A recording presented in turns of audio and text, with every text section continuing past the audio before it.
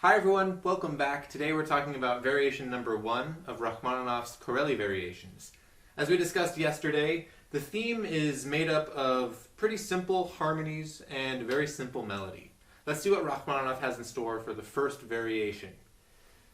If you look at the melody, you're going to see that the top line pretty much follows note for note what we're given in the theme. Nothing really changes all that much. There may be a few rhythmic inconsistencies, but you'll be able to recognize the melody quite easily. One thing to note is instead of being up here on this register, it's actually going to be down here now. Rachmaninoff likes the darker, richer tone of this part of the piano. One thing that you will notice is there's a lot more rhythmic activity going on, especially in the middle voice and in the bass line. Let's talk about that bass line first. If you notice, there's not really much of a bass line given to us in the theme, except for these root position chords. Now Rachmaninoff has given us a bass line, and it goes like this.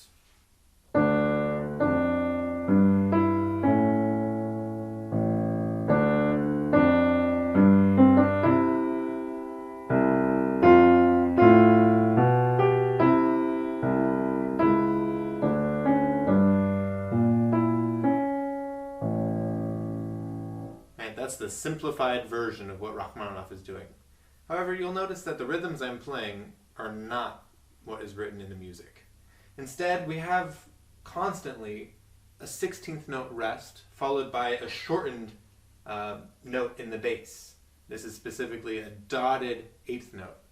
This rhythm is very, very peculiar. A normal composer, just an ordinary, I gotta write a theme and variations composer, would not have done this.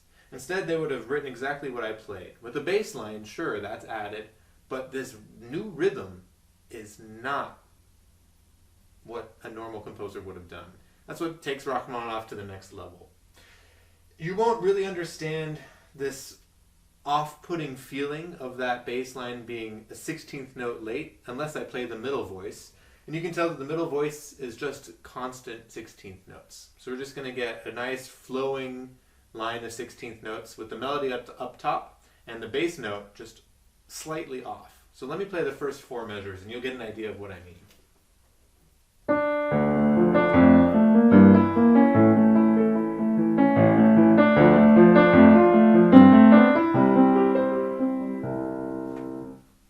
Right, it's barely noticeable, but if you're tapping your foot along with my melody, the bass is just off. And it gives this unsettled feeling for this very dark music in D minor. So it's just really, really wonderful writing by Rachmaninoff.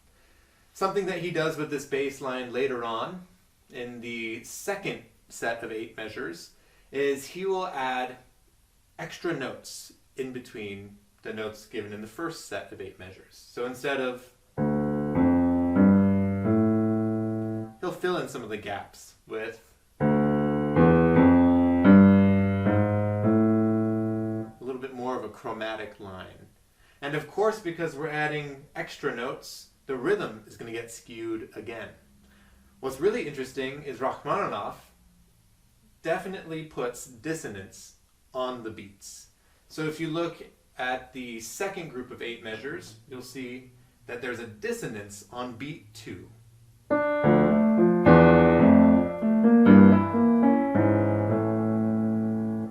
And it's that dissonance that he's highlighting with this bass. Now, in the final 4 measures, you'll notice that he adds tension by making the bass line go into octaves. And it sounds very intense and very rich.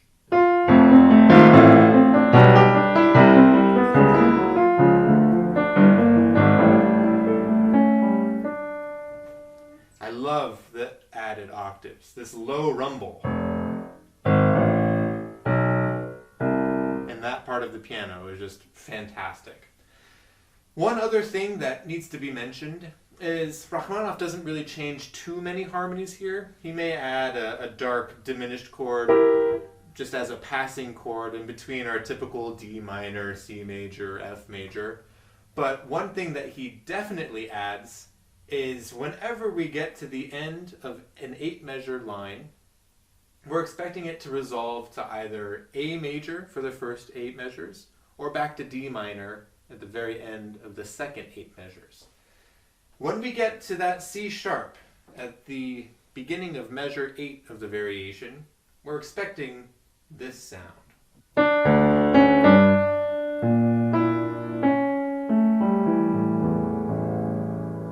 Right, this A major quality. Instead, what we get is this.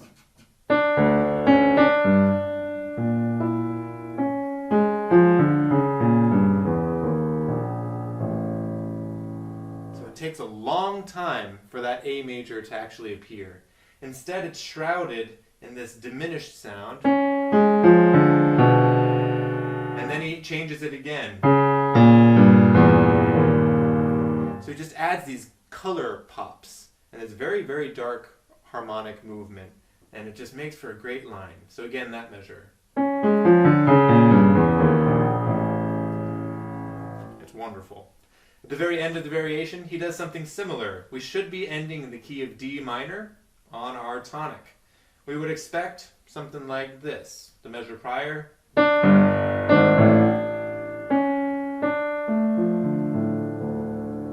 Right? But what do we get on that downbeat?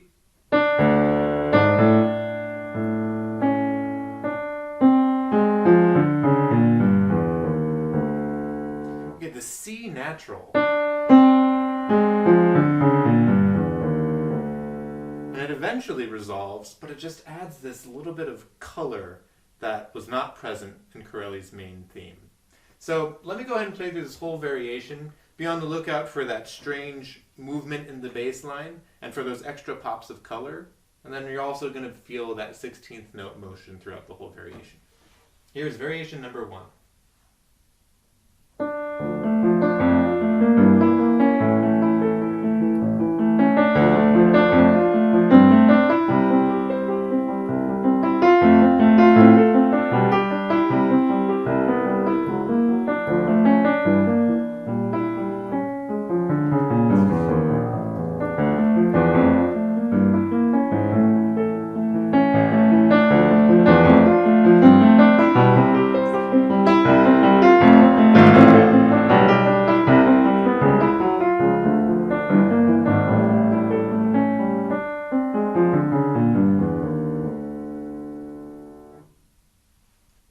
So it's a pretty quick variation.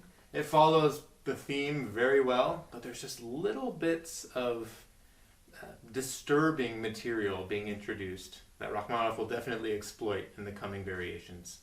So come back tomorrow and we'll definitely talk about variation number 2 and how it relates with variation number 1 and how it looks forward to the rest of the piece. So I'll see you tomorrow. Thank you.